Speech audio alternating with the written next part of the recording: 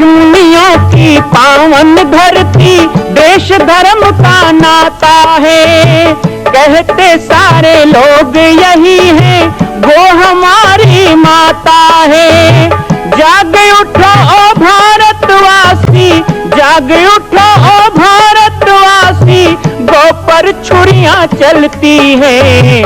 बंद करो गौ माँ की हत्या, सारी जनता कहती है। बंद करो गौ माँ की हत्या, सारी जनता कहती है।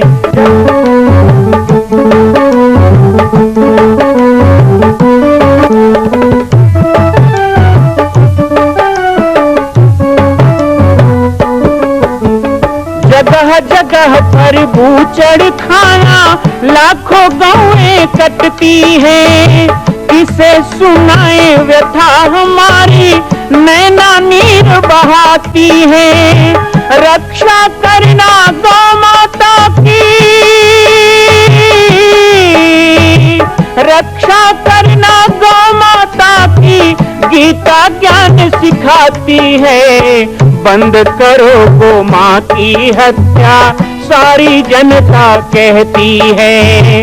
बंद करो गौ माँ की हत्या, सारी जनता कहती है।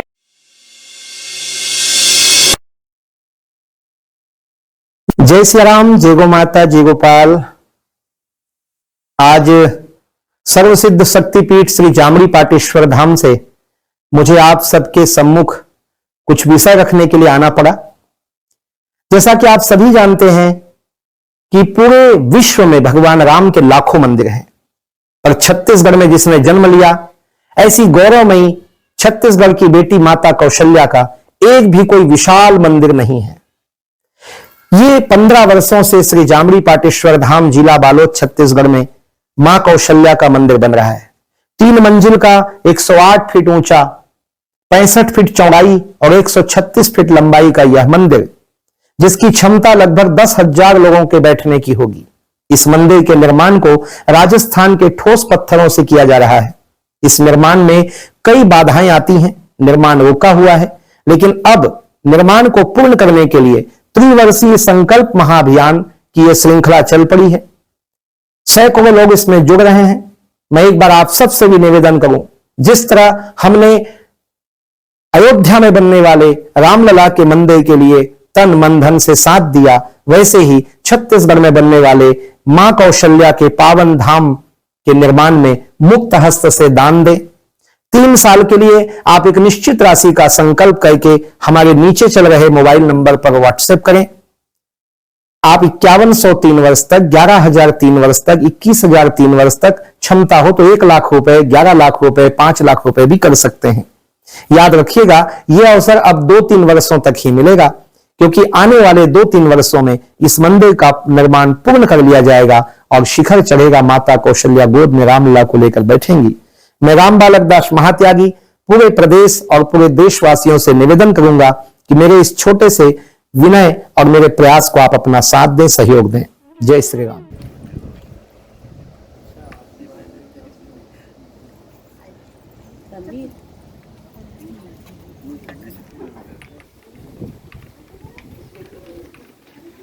तेरी मूर्ति मैं गुरुवर तेरी आरती, मन में बसा कर तेरी मूर्ति उतारूं मैं गुरुवर तेरी आरती। करुणा करो कष्ट हरो ज्ञान दो भगवन, भव में फंसी नाव मेरी तार दो भगवन। करुणा करो कष्ट हरो ज्ञान दो भगवन, भाव में फंसी नाव मेरी तार दो भगवन। दर्द की दवा तुम्हारे पास है, हर दर्द की दवा तुम्हारे पास है जिंदगी दया की है भीख मांगती। मन में बसा कर तेरी मूर्ति उतारूं मैं गुरुवर तेरी आरती। मांगू तुझसे क्या मैं यही सोचूं गुरुवर, जिंदगी जब तेरे नाम कर दी अर्पण, मांगू तुझसे क्या मैं यही सोचूं भगवन। जिंदगी जब तेरे नाम कर दी अर्पण, सब कुछ तेरा कुछ नहीं मेरा, कुछ तेरा कुछ नहीं मेरा। है चिंता है तुझको प्रभु संसार की, मन में बसा कर तेरी मूर्ति, उतारूं मैं गुरुवर तेरी आरती। वेद तेरी महिमा गाए संत करे ध्यान, नारद गुणगान करे छेड़े बिना तान। वेद तेरे संत करे ध्यान, नारद गुणगान करे छेड़े बिना तान। भक्त तेरे करते हैं पुकार, भक्त तेरे द्वार करते हैं पुकार, दास व्यास गाए तेरी आरती।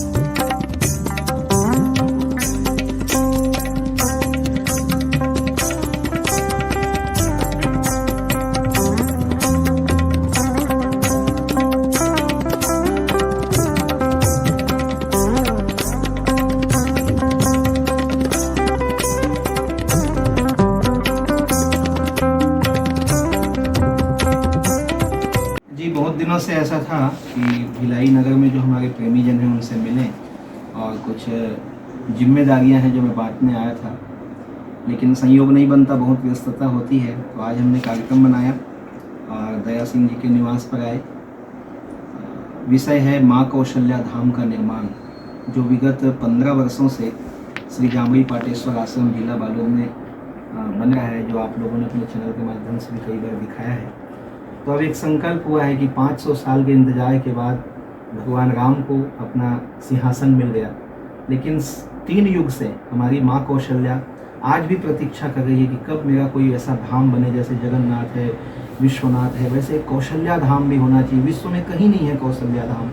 तो जहाँ माँ कौशल्या का जन्म हुआ छत्तीसगढ़, उस प्रांत में ये 25 करोड़ की लागत से ये निर्माण हो रहा है।